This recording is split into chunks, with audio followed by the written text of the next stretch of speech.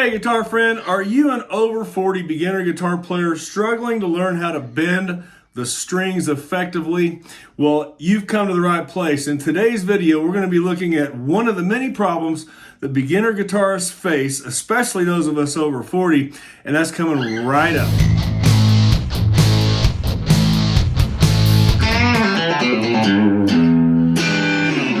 All right, welcome back, guitar friends. Let's take a look at this very common problem that beginner guitarists face, especially those of us that are over 40. And this is part of a series I'm starting right now. It's called The Top 20 Problems That Beginner Guitarists Face. So this is video 1 of the series. So make sure if you want to see more videos like this that we're going to talk about today, that you like and subscribe to the channel so you don't miss the next one. All right, let's jump right into this lesson. Today, what I really want to do, the objective of this video is to help you learn how to bend your guitar strings more effectively so that you achieve the sound that you're trying to achieve.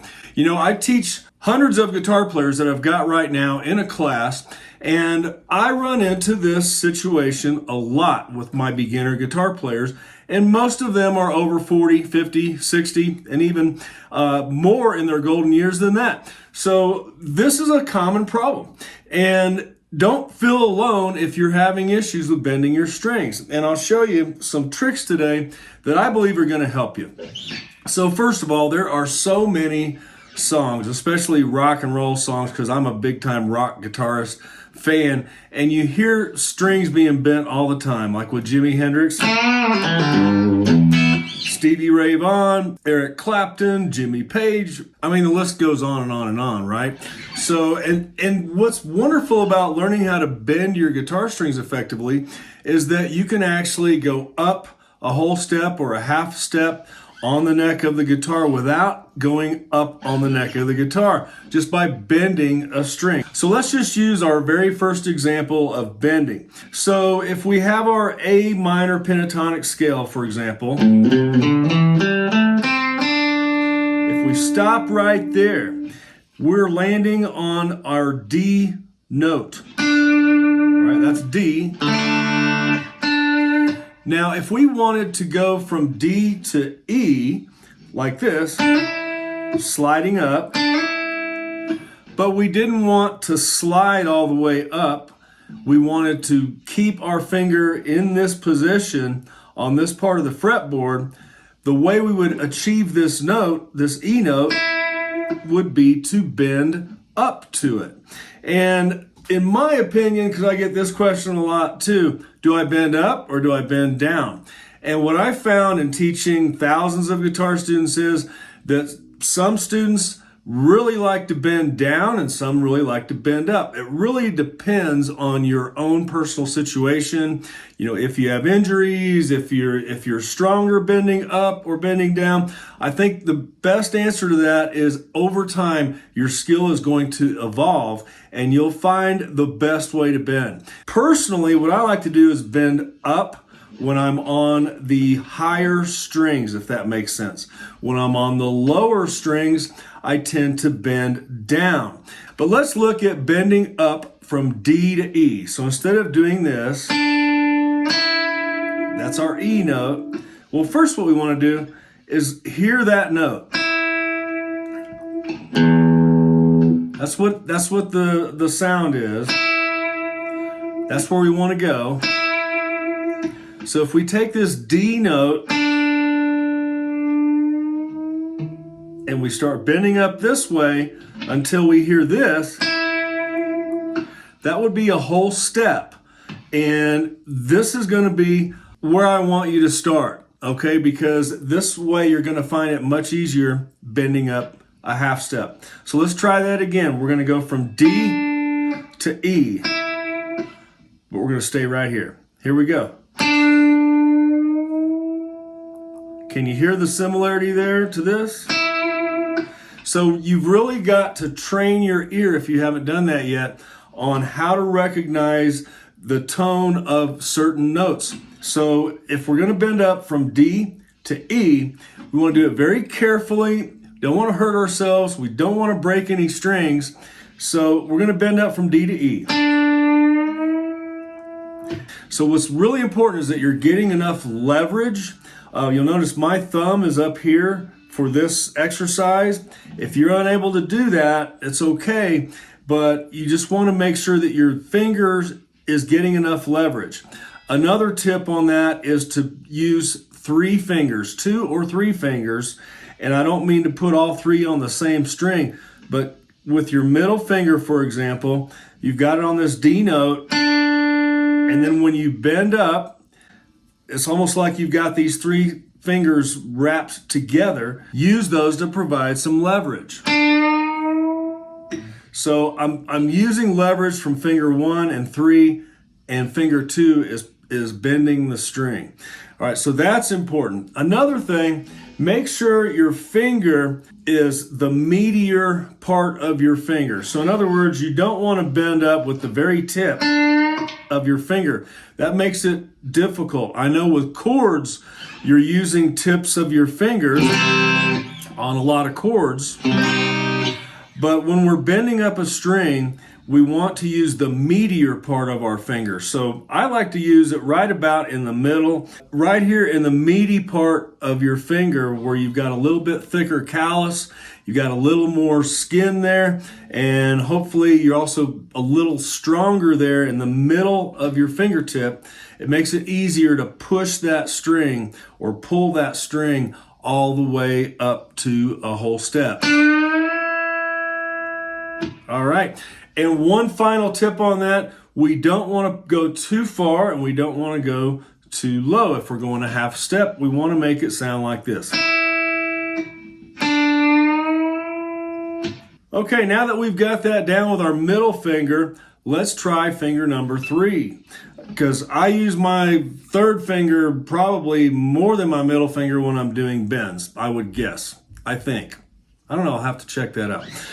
But let's use finger number 3 this time. And that might seem a little bit tougher if you're not used to doing this. But again, I'm using leverage. I've got my thumb here to help me kind of pull that string up. And I've also got my other fingers curled towards the fretboard. And that just gives me some more leverage. Hey guitar friends, if you really want to learn how to play the guitar and you want to learn quickly, 6 weeks or less, be sure to download your free ebook and get the FastTrack guitar course at allaboutguitaracademy.com. We'll have you up and running on guitar before you know it. I can't wait to see you there. Okay, now that we've got finger number 2 and finger number 3 bending up a whole step, the next thing we want to do is try a little solo here, just something really simple. We're going to start right here on fret number 5, string number 4. Then we're going to go up to fret number 7. So then we're going to come down a string towards the floor, string number 3, and do the same thing. So it's da, da, da, da. And instead of going up to a whole step here to the E note, we're going to bend right there. So in other words, instead of this, I'll do that again. We want to bend up to that E note. So do you hear how I went a little bit too high? Hopefully you did, because I went a little bit sharp on that. Let's try it again.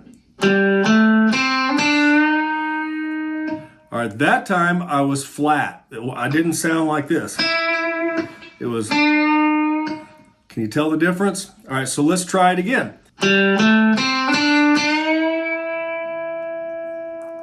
Pretty darn close. All right, so hopefully you're following along with me here. Let's do that one more time.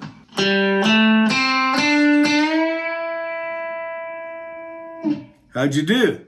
All right, now if that was really, really tough, what I want you to do is use your middle finger, finger number 2 this time, and try it like this.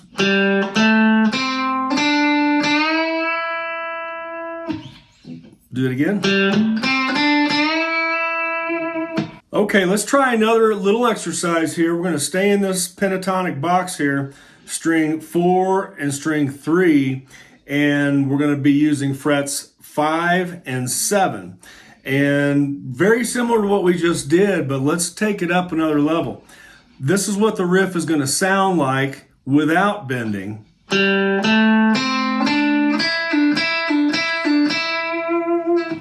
Okay, now with bending,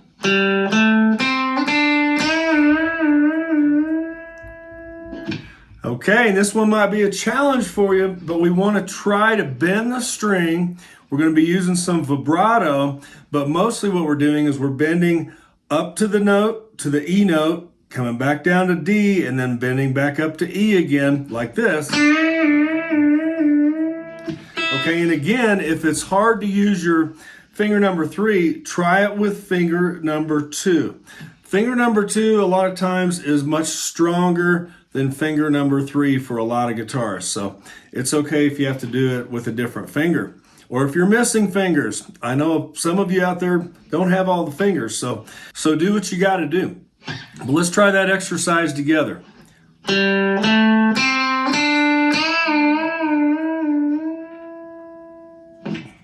Okay, one more time.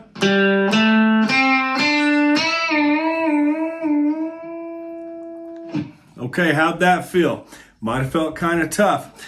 The reason we're starting on these strings here is because I want you to get a feel for how to bend with the right amount of pressure and get the right pitch and vibrato before you move on to any other strings. All right, how are your fingers feeling? Are you starting to get it? I hope so. Let's make it a little easier on ourselves now. I think it's easier because we're going to move down towards the floor, one string over. So string number 3 and 2. And we're going to do the same notes, but we're going to do it up higher. And I think you're going to find it a little easier to bend the strings. Now, keep in mind, on the higher strings, the thinner strings, you want to be careful you don't bend too far or you could pop a string, but make sure that you are very, very sensitive to the pitch of the note so you don't go too high. So this is what we want to do. We want to make it sound like this without bending. So to do that with bending, we're going to do this. Okay, and the strings I'm doing and the notes I'm hitting here, string number 3, fret number 12, then fret number 14, then we're coming over to string 2, fret number 13 and 15, and on fret number 15 of string 2, that's where we're going to do our bend back and forth from the D to the E. So let's do this together.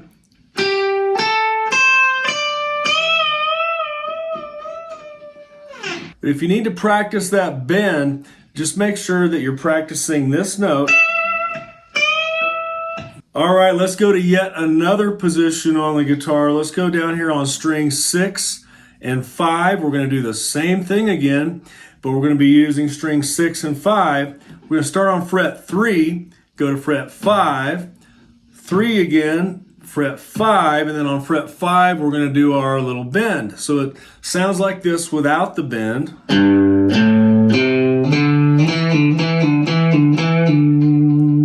I'll do that one more time. Okay, now we're going to bend. It's going to sound like this.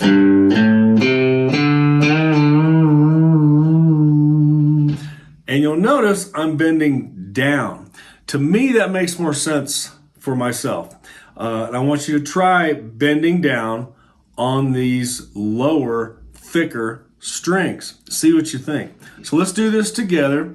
And to make it a little easier, because I realize that these heavier strings are a little bit tougher to do the bends on, let's just do it like this. And bend up to that E note.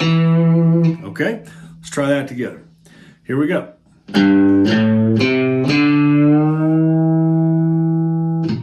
Okay, hopefully you didn't pop a string or start bleeding. I'm just joking, but this part takes a little bit of practice because we're on the lower, thicker strings. Now, once you get that bend down, I want you to do it with some vibrato, where you're going back and forth from D to E. Like.